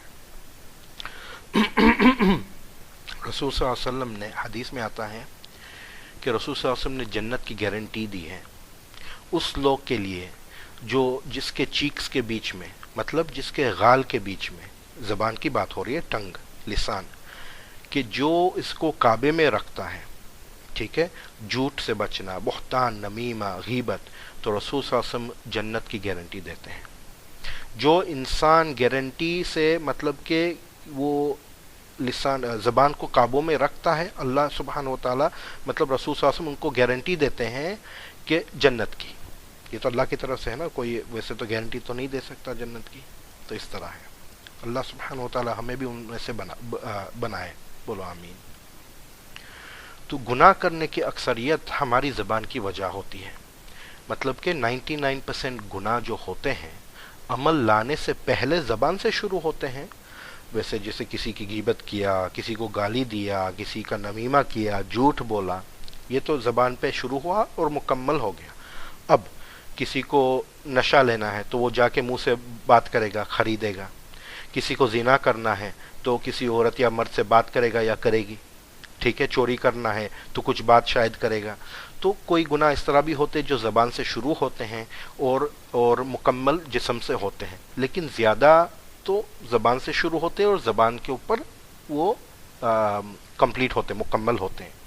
یہ زبان اصل میں اتنی بڑی نعمت ہے اللہ والوں کے لیے، اور جو اللہ سے دور ہے ان کے لیے تو آپ سمجھ لیجئے، میں سمجھا بھی نہیں سکتا، بہت یہ ایسی چیز ہے کہ اس کے لیے جہنم کا دروازہ کھول دے گی۔ یہ زبان ایسی چیز ہے، اور جس لوگ اللہ والے ہیں ان کے لیے اتنی بڑی نعمت ہے کہ اللہ کی طرف سے، کہ یہ خاص میں 2 چیزوں کے لیے اللہ سبحانہ و تعالیٰ نے ہمیں یہ زبان دیا ہے۔ ایک ہمارے خود کے فائدے کے لیے، اور نمبر 2 دوسرے لوگ کے فائدے کے لیے، کسی کے نقصان کے لیے نہیں دیا اللہ سبحانہ و تعالیٰ نے ہمیں یہ زبان۔ اس ہی لیے ایک صحابی رضی اللہ تعالیٰ عنہ آئے تھے رسول صلی اللہ علیہ وسلم کے پاس، اور رسول صلی اللہ علیہ وسلم سے پوچھا کہ یا رسول صلی اللہ علیہ وسلم، اسلام میں مختلف قسم کی عبادتیں ہیں اور میرے لیے ساری عبادت کرنا بہت مشکل ہے، اس حالت میں کیا کروں؟ اور یہ صحابی فرائض کے بارے میں نہیں پوچھ رہے تھے، سنن کے بارے میں نہیں پوچھ رہے تھے، وہ مستحبات کے بارے میں پوچھ رہے تھے، وہ چیزیں جو انسان کرتا ہے فرض کے علاوہ، جو اسلام میں پسند ہے اور کرنے سے بڑا ثواب ملتا ہے۔ اور صحابہ رضی اللہ تعالیٰ عنہ نے پوچھا رسول صلی اللہ علیہ وسلم سے، تو رسول صلی اللہ علیہ وسلم نے یہ جواب دیا ان کو، یہ مستحبات کے بارے میں یہ جواب دیا کہ آپ صرف ایک عمل کرو، ایک کام کرو۔ تو صحابہ نے پوچھا کیا؟ رسول صلی اللہ علیہ وسلم نے کو بتایا کہ آپ زبان کو ہمیشہ اللہ کی ذکر میں مصروف رکھو، اللہ کے یاد میں مصروف رکھو، کیونکہ یہ عمل جنت کمانے کے لیے کافی ہو جائے گا۔ اور باقی کے جو ہم کرتے ہیں وہ تو آپ سمجھ لیجئے جنت میں محل ہے تو محل اس طرح ہوگا، اس سے بہتر ہوگا، یہ چیز ہوگی، وہ چیز ہوگی، ٹھیک ہے۔ اور دوسری وجہ یہ ہے کہ ہم دوسروں کو فائدہ پہنچائیں، زبان سے دوسروں کو اچھی چیزوں سکھائیں۔ جیسے قرآن کوئی سکھاتا ہے، حدیث سکھاتا ہے، سنت سکھاتے ہیں، کسی کو کچھ اچھی بات کرتے ہیں تاکہ کسی کا دل خوش ہو، کوئی راضی ہو جائے، کسی کو راضی کرنا بھی ایک صدقہ ہے، کسی کو کچھ اچھا بولنا بھی ایک صدقہ ہے. یہ معلوم تھا، ایک صدقہ ہے. اس لیے اللہ سبحانہ و تعالی ہمیں یہ زبان دیا ہے. ایک بات یاد آئی، ایک ولی تھے، ایک ولی اللہ اولیاء میں سے سیدنا ربی رحیم اللہ. 20 سال تک کسی سے بات نہیں کیا انہوں نے. ایک کاغذ رکھتے تھے اور ایک قلم رکھتے تھے، اگر کوئی ایسی بات آ جاتی جس کی وجہ سے کسی سے کچھ کلام کرنا پڑے تو اصل میں وہ لکھ دیتے تھے، لکھ کے وہ پرچی دے دیتے کہ اس طرح ہے. سبحان اللہ، بہت بڑے ولی اللہ تھے. اور دیکھو اولیاء لوگ کا اس طرح عمل ہوتا ہے، زبان کو قابو میں رکھتے ہیں. ایک بہت بڑی اللہ والی گزری ہے، کتابوں میں آتا ہے، میں آپ کو بتاتا ہوں. سیدنا عبداللہ ابن مبارک رحم اللہ ایک بڑے تابعی تھے، بڑے تابعی تھے. کتاب میں انہوں نے لکھا ہے کہ ایک دن وہ حج کے سفر سے واپس آ رہے تھے، مطلب حج کر لیا تھا اور وہاں سے آ رہے تھے، تو ایک کالی چیز نظر آئی. دور سے دیکھ رہے تھے تو کوئی کالی چیز وہاں تھی، تو انہوں نے سوچا چلو دیکھ لیتے ہیں کہ کیا ہے. تو وہاں قریب گئے تو ایک بیچاری بری عورت تھی وہاں. بری کا مطلب خراب نہیں، معاف کیجیے، آپ کو معلوم ہے میری اردو انگلش میری زبان ہے، اردو نہیں ہے، تو اس میں تھوڑا مکس ہو جاتا ہے. لیکن بری کا مطلب خراب نہیں، بری وہ جیسے پرانی عورت، کیا بولتے، پرانی بڈھی عورت، پرانی نہیں. ہاں، تو یہ اس طرح ایک لیڈی کھڑی تھی وہاں، ایک عورت تھے. تو سیدنا عبداللہ ابن مبارک رحم اللہ وہاں گئے اور بتاتے ہیں ان کی کتاب میں کہ ان کے پاس وہ گئے اور بولا السلام علیکم ورحمۃ اللہ وبرکاتہ. تو یہ عورت نے سلام کا عجیب جواب دیا. انہوں نے بولا سلام قولا من رب الرحیم، کہ تمہارے اوپر اللہ کی رحمت ہو. اب جواب ایک طرف سے تو صحیح ہے، دوسری طرف سے جو سلام کا ہم بات کرتے ہیں لوگوں کے ساتھ، اس کا تو وہ جواب تو نہیں تھا. مطلب وعلیکم السلام ورحمۃ اللہ وبرکاتہ تو انہوں نے نہیں بولا، لیکن جواب دیا سلام قولا من رب الرحیم. ٹھیک ہے. تو یہ عبداللہ ابن مبارک رحیم اللہ تھوڑا وہ حیران ہو گئے کہ یہ کس طرح کا جواب ہے، لیکن بہت چلو جانے دو، کوئی مسئلہ نہیں ہے، شاید وہ بیچاری کو اتنا سمجھ نہیں ہوگا اسلام کا. صحیح ہے. تو پھر انہوں نے پوچھا، عبداللہ ابن مبارک نے پوچھا کہ آپ یہاں اکیلے کیا کر رہے ہو؟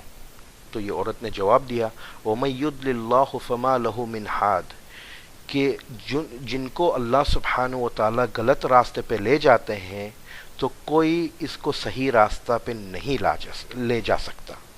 اس کا مطلب کہ وہ لیڈی لاسٹ ہو گئی، کھو گئی راستے سے، غلط راستے پہ آ گئی ہے، مطلب جہاں جانا تھا وہاں نہیں.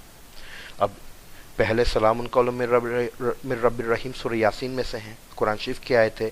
وَمَن يُضْلِلِ اللَّهُ فَمَا لَهُ مِنْ هَادٍ، یہ بھی قرآن شریف کی ہی آیت ہے.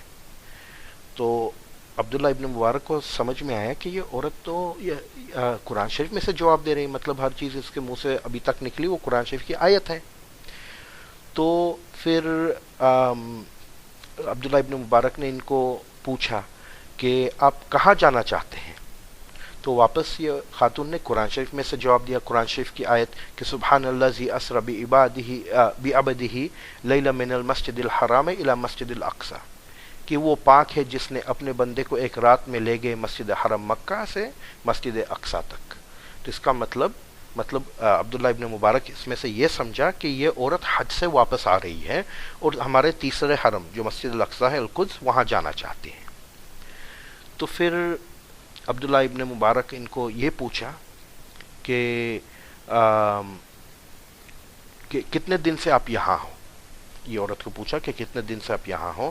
تو عورت نے واپس جواب دیا قرآن شریف میں سے کہ ثلاث لیال سویہ، کہ مسلسل تین رات سے میں یہی ہوں. تو ان کو یہ سمجھ میں آ گیا کہ قرآن شریف کی آیت بتا رہی ہے لیکن 3 رات سے یہی ہے.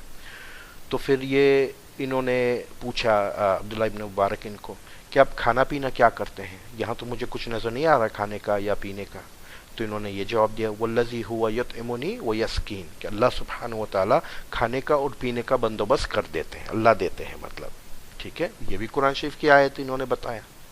تو پھر انہوں نے پوچھا ان کو کہ آپ وضو کیسے کرتے ہیں؟ یہاں تو مجھے کوئی پانی نظر نہیں آ رہا وضو کا. تو عورت نے جواب دیا فلم تجدوا ماء فتیمموا صعیدا، کہ اگر پانی نہیں ملتا تو مٹی سے تیمم کرو. سبحان اللہ. تو یہ بھی قرآن شریف کی آیت ہے اور یہ بھی قرآن شریف میں سے جواب دیا انہوں نے. تو پھر عبداللہ ابن مبارک بولتے ہیں کہ پھر میں نے ان سے پوچھا کہ آپ کچھ کھائیں گے، میرے پاس کھانا ہے آپ کو دوں؟ تو یہ عورت نے جواب دیا ثم اتموا صیام الی اللیل، کہ آپ کا روزہ رات تک رکھو. یہ آیت کا ترجمہ ہے. تو یہ بھی قرآن شریف کی آیت ہے. تو اس میں سے یہ سمجھ گئے کہ یہ عورت کا روزہ ہے. ٹھیک ہے. تو پھر میں نے ان سے کہا کہ آپ کو معلوم ہے کہ سفر کے دوران روزہ رکھنے کی اجازت ہے، مطلب روزہ رکھنے کی ضرورت نہیں ہے، اللہ نے اجازت دیا ہے. تو عورت نے جواب دیا وَأَن تَصُومُوا خَيْرٌ لَكُمْ إِن كُنتُمْ تَعْلَمُونَ، کہ اگر آپ نے روزہ رکھا تو آپ کے لیے بہتر ہے. سبحان اللہ. یہ بھی قرآن شریف میں سے جواب دیا انہوں نے. اب یہ بھائی تو تھوڑا حیران ہو گئے کہ یہ کیا ہو رہا ہے، بات کے اوپر بات تو ہو رہی ہے ماشاءاللہ، لیکن جواب تو قرآن میں سے ہی یہ عورت دیتی اور کچھ تو بول نہیں رہی. تو پھر میں نے ان سے پوچھا ما یلفظ من قول الا لدیہ رقیب عتید، یہ عورت جواب دیا، مطلب کہ میں نے ان سے پوچھا کہ آپ اس طرح کیوں بات کرتے ہو، کہ جس طرح آپ بات کر رہے ہیں میری طرح کیوں بات نہیں کر رہے. تو یہ عورت نے ان کو جواب دیا ما یلفظ من قول الا لدیہ رقیب عتید، کہ فرشتے انتظار میں ہوتے ہیں کہ جو بھی مرد یا عورت کے منہ سے نکلتا ہے وہ فوراً لکھ لیتے ہیں رجسٹر میں. مطلب فرشتے انتظار میں بیٹھتے ہیں، جو بھی ہم بولتے ہیں وہ فوراً لکھ لیتے ہیں. تو انہوں نے سوچا اچھا.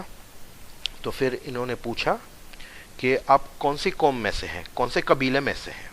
تو یہ عورت نے ان کو جواب دیا وَلَا تَقْفُ مَا لَيْسَ لَكَ بِهِ عِلْمٌ إِنَّ السَّمْعَ وَالْبَصَرَ وَالْفُؤَادَ كُلُّ أُولَٰئِكَ كَانَ عَنْهُ مسؤولا، وہ چیز کے بارے میں مت بولو جس کا آپ کو کوئی علم نہیں، بے شک کان اور آنکھ اور دل کے بارے میں جواب دینا پڑے گا قیامت کے دن. مطلب کہ وہ جس چیز کا علم نہیں ہو اس کے بارے میں بات مت کرو، اگر غلط بول دیا تو اس کا جواب دینا پڑے گا.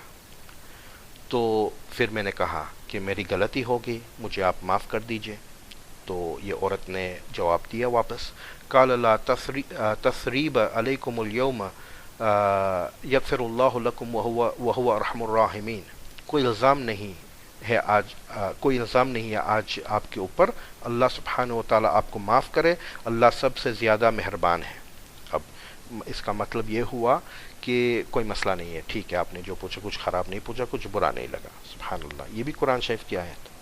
تو پھر میں نے ان سے پوچھا کہ آپ کو میں لے جاؤں وہاں جہاں آپ جانا چاہتے ہیں، آپ کے قافلہ کے ساتھ، یا جہاں بھی آپ کو جانا ہے میں لے جاؤں، ویسے ہی میں اس طرف جا رہا ہوں، آپ میرے اونٹنی کے اوپر بیٹھ سکتے ہیں. تو عورت نے جواب دیا وما تفعلوا من خیر یعلمہ اللہ، کہ جو بھی آپ اچھا کرو گے اللہ سبحانہ و تعالیٰ سب کچھ جانتے ہیں. تو اس میں سے میں سمجھ گیا کہ یہ منظور ہے ان کو میری مدد، کہ میں ان کو لے جاؤں، میری اونٹنی کے اوپر یہ بیٹھنے کے لیے تیار ہیں.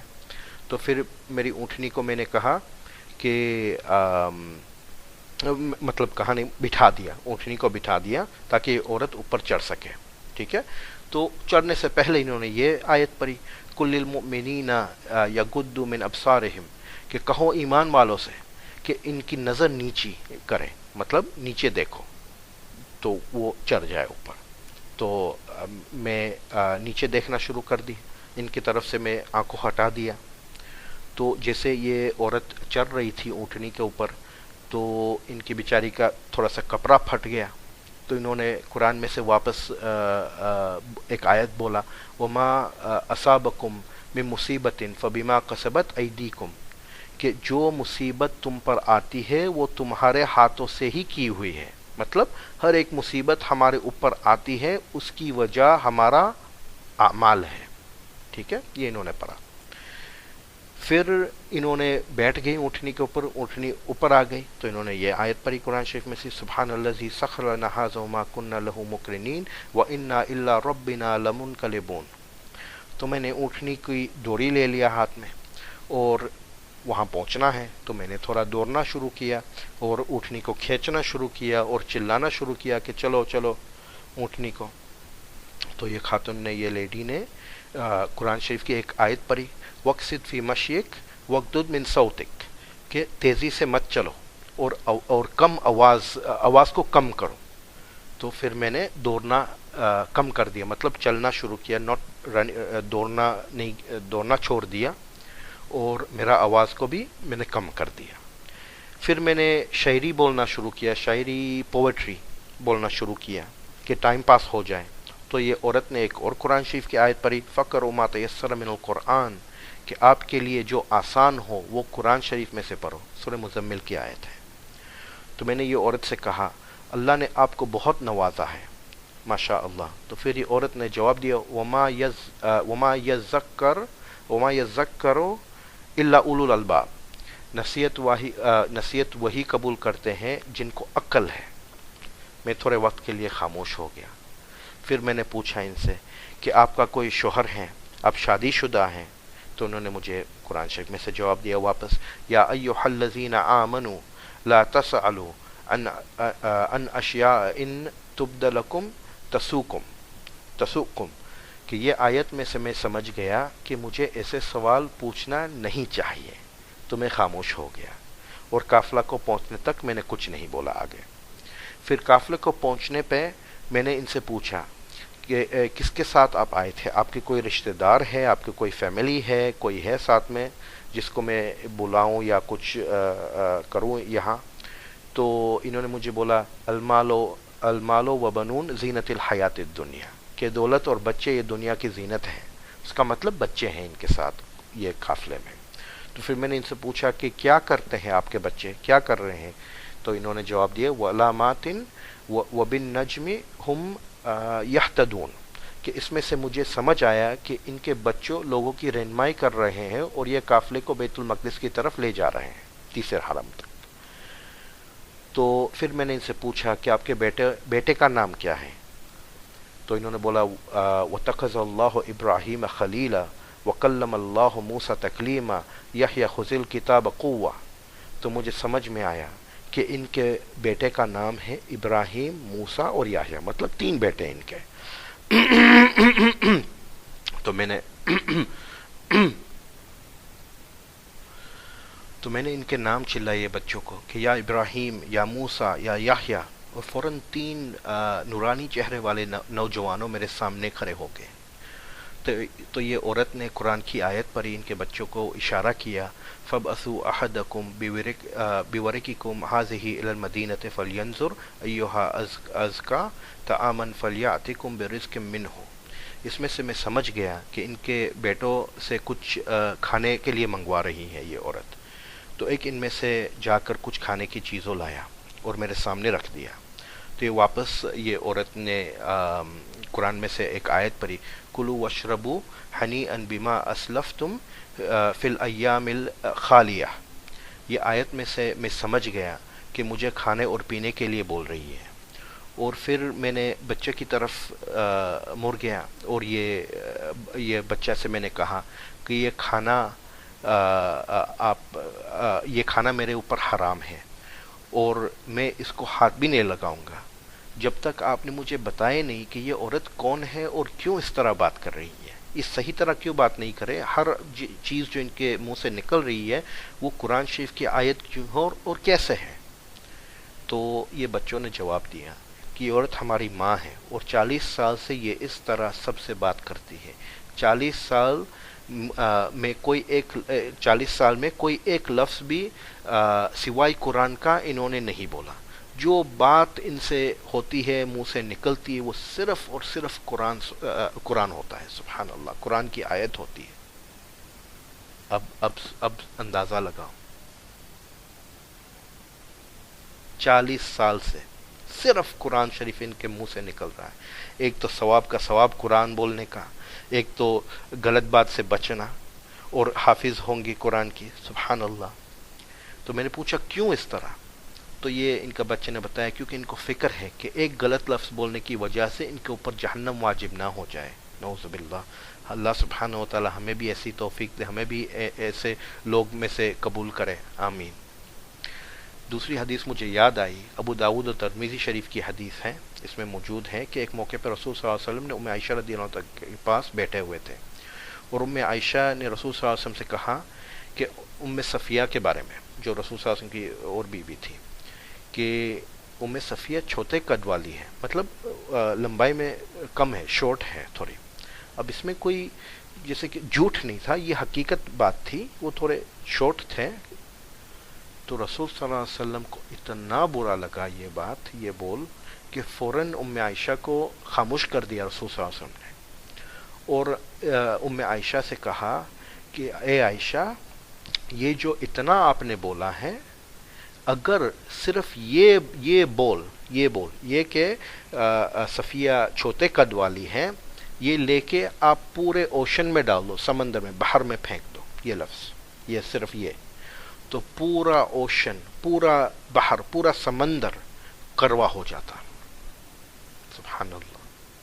اس لیے یہ چیز ہم سمجھتے نہیں کہ یہ غیبت یا نمیمہ، یہ جھوٹ بولنا، کسی کی برائی کرنا، مذاق اڑانا، کسی کو گالیاں دینا کتنی بری چیز ہے. یہ ہمارے ایمان کو کھا جاتی ہے اور ہم سمجھتے نہیں ہے، کیونکہ وہ ظاہری چیز نہیں، ہمارے سامنے نہیں ہوتی. اور یہ حدیث میں یہی چیز بھی آتی ہے ان العبد لیتکلم بالکلمہ من رضوان اللہ. کبھی انسان صرف ایک ہی لفظ بول دیتا ہے جس کی وجہ سے اللہ سبحانہ و تعالی راضی ہو جاتا ہے، اور اس کے بارے میں زیادہ سوچتا بھی نہیں. وہ انسان اللہ کے اوپر چھوڑ دیتا، مطلب کچھ بول کے بھول جاتا ہے. لیکن اللہ سبحانہ و تعالیٰ کو اتنا پسند آ جاتا ہے کہ اللہ سبحانہ و تعالیٰ ان کو جنت میں ڈال دیتے ہیں اور ان کا درجہ بلند کر دیتے ہیں.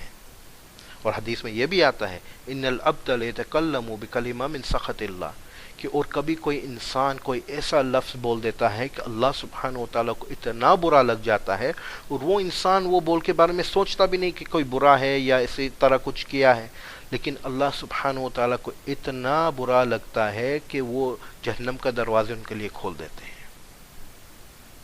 میرے بھائیوں، میرے عزیز دوستوں، ہماری زبان کو قابو میں رکھنے کا اب سمجھ اتنے اہم بات ہے کہ میں اس کے اوپر اور کیسے سمجھاؤں، مجھے سمجھ میں نہیں آ رہا. تو یہ عورت کی بات ہم کر رہے تھے، تو یہ عورت نے 40 سال تک زبان کو قابو میں رکھا کہ یہ نہ ہو کہ ایک لفظ کی وجہ سے اللہ سبحانہ و تعالیٰ ناراض ہو جائے اور جہنم میں ڈال دے. تو اس وجہ سے یہ عورت نے ہر بات قرآن میں سکھا. تو پھر عبداللہ ابن مبارک نے ان کو کہا ذالک فضل اللہ یؤتیہ من یشاء واللہ ذو الفضل العظیم، کہ واقعی اللہ سبحانہ و تعالیٰ کا فضل ہے اور جس کو چاہے ان کو دیتے ہیں. کتنی ماشاءاللہ اچھی بات ہے. سبحان اللہ. اللہ پاک ہمیں بھی اس میں سے بنائے. یہ ہمارے بزرگ تھے، یہ ہمارے بزرگوں تھے، اور اس طرح کا ایمان تھا ان لوگ کا. اور اس لیے اللہ سبحانہ و تعالیٰ نے ہمیں یہ زبان دیا ہے تاکہ ہم خود کو اور دوسروں کو بھی فائدہ پہنچا سکیں.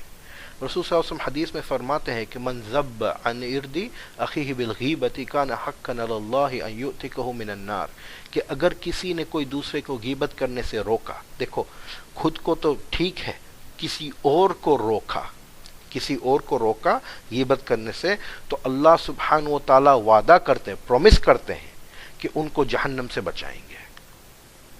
اس میں سے سیکھو میرے عزیز دوستوں، میرے بھائیوں، اس میں سے سیکھو کہ غیبت، کسی کی بات باہر کرنا اتنا بڑا گناہ ہے کہ صرف کسی کو روکنے سے اللہ سبحانہ و تعالیٰ وعدہ کرتے ہیں کہ جہنم سے بچائیں گے.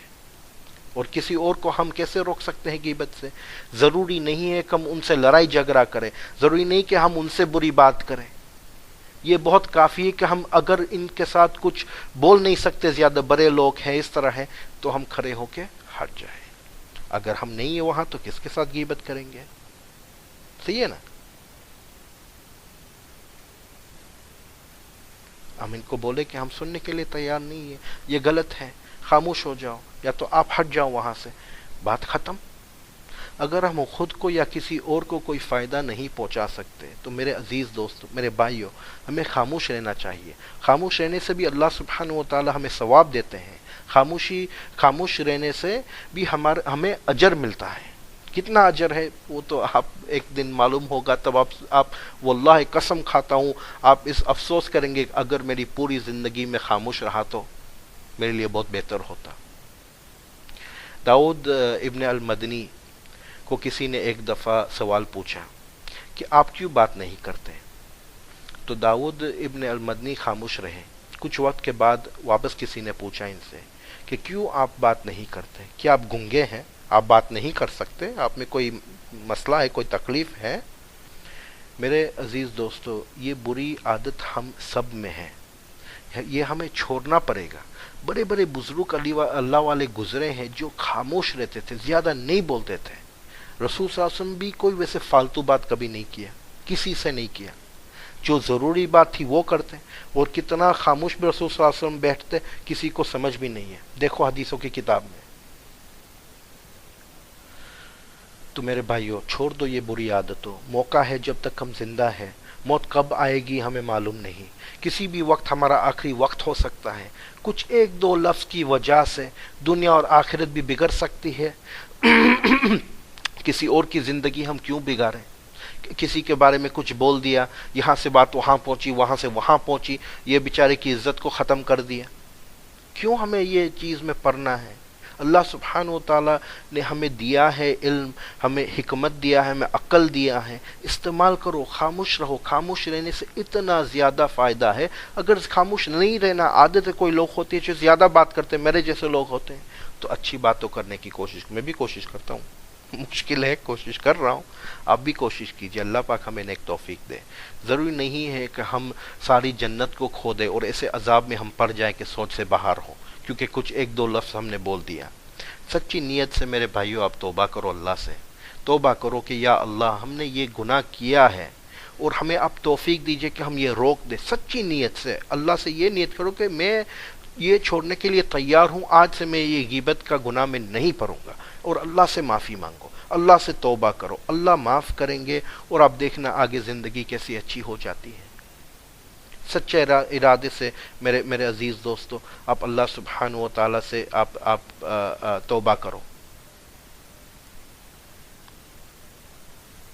آج تک ہماری زندگی ہماری مرضی پہ چلائی ہے، ہماری خواہشات کے حساب سے۔ اب سے کوشش کرو میرے دوستو، میرے بھائیوں، اللہ سبحانہ و تعالیٰ کی مرضی پہ زندگی گزارنا ہے ہمیں۔ نیت کر لو اور نیت کے ساتھ کوشش بھی کرو۔ اگر کسی کا دل دکھایا ہو تو توبہ کر لو، اگر اسے معافی نہیں مانگ سکتے، اگر اس کا انتقال ہو گیا، اس کا کچھ ہوا، تو اس کے لیے نیک ہدایت کی دعا مغفرت کی دعا کرو۔ اگر اسے پہنچ نہیں سکتے، بات نہیں ہو سکتی کوئی وجہ سے، ان کے لیے آپ ہدایت کی دعا کرو۔ کم سے کم کچھ تو کرنا ہی پڑے گا اس سدھارنے کے لیے، وہ گناہ کو ختم کرنے کے لیے۔ اگر کسی کا حق کھایا ہے تو واپس کر دو، اگر ماں باپ کو ناراض کیا ہے تو صلح کر لو، معافی مانگ لو، ماں باپ سے پیر چوم لو ماں باپ کے۔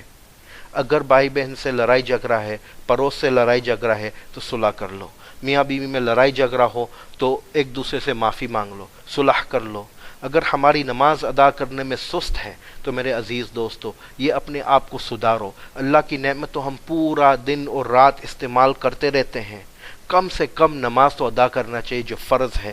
ایمان کے بعد جو پہلا وہ آتا ہے، پہلا فرض ہے اسلام میں، وہ صلاح ہے۔ رسول صلی اللہ علیہ وسلم نے کہا مسلم اور غیر مسلم میں فرق نماز ہے، اور جو شہادت ہے، جو پہلا چیز ہے اسلام کا، وہ تو دل کے اندر ہوتا ہے، ٹھیک ہے؟ بولنے سے مسلمان نہیں ہوتا، عمل بھی ہونا چاہیے ساتھ میں۔ اور ہم ایسی کنٹریوں میں رہتے ہیں جہاں شریعت کا کوئی قانون صحیح طرح نہیں چل رہا۔ جس کنٹری میں ہم رہتے ہیں ان کے چلانے والوں کے لیے دعا کرو، نفرت مت کرو ان سے، دعا کرو ہدایت کے لیے ان کے لیے۔ اگر مسلمان ہیں تو اور اللہ ان کو بہتر کرے، اللہ پاک ان کو نیک ہدایت دے۔ اگر مسلمان نہیں ہے پھر بھی ان کے لیے دعا کرو کہ اللہ پاک ان کو مسلمان بنائے، کیونکہ یہی لوگ نے ہمیں موقع دیا ہے ان کی کنٹری میں رہنے کے لیے، پیسے کمانے کے لیے، زندگی بنانے کے لیے۔ تو ہمارا فرض ہے کہ ان کے لیے دعا کرنا اور ان کے ساتھ بھی اچھائی کرنا۔ اللہ سے معافی مانگو میرے دوستو، اللہ سبحانہ و تعالیٰ سے صلح کرو۔ جتنا بھی گناہ کیا ہے، سر کے بالوں سے لے کر پیر کے ناخن تک اللہ کی نافرمانی میں سارا جسم استعمال کیا ہے ہم نے، تو اخلاص کے ساتھ اللہ سبحانہ و تعالیٰ سے توبہ مانگو۔ یا ایھا الذین آمنوا توبوا الی اللہ توبۃ نصوحا، کہو اللہ میری توبہ۔ میرے دوستو اللہ سے توبہ کرو، سب ساتھ میں بولو اللہ میری توبہ۔